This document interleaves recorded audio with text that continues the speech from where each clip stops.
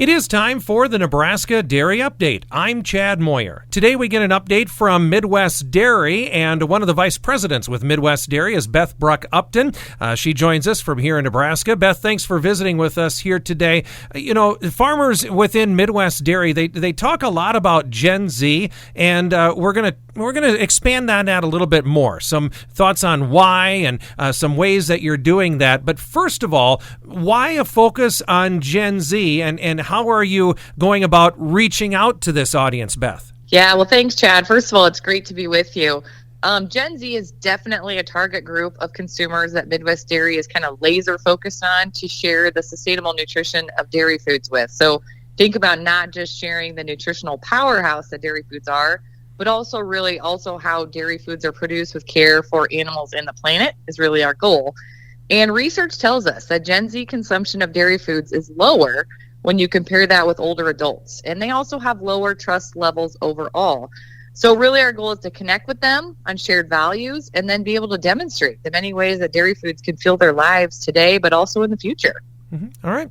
Beth, I understand you kind of gave me the inside track on one of these partnerships, Gen Z partners, trying to reach out to them through the University of Nebraska at Kearney. Tell me a little bit about that partnership. What are some of the things coming up with that?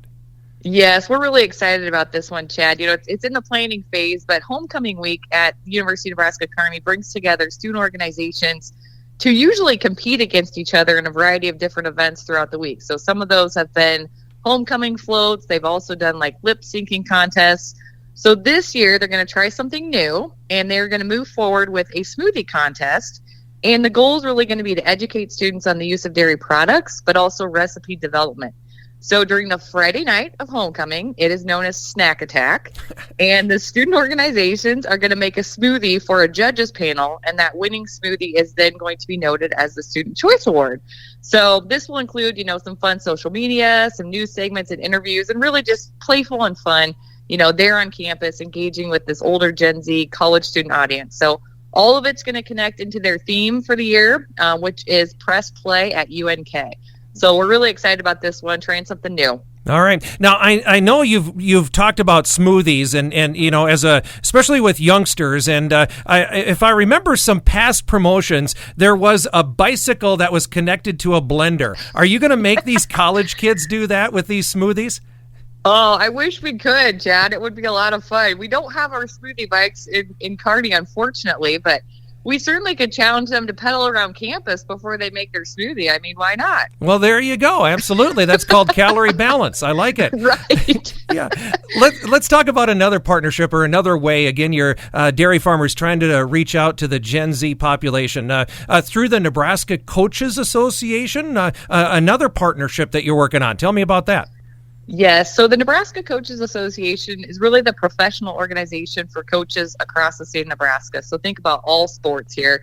And Midwest Dairy will be partnering with them this fall on some sports nutrition tips for fueling the student athletes to be at their best both on and off the field. And the reach there is about 4,300 coaches across the state of Nebraska, which we're excited about.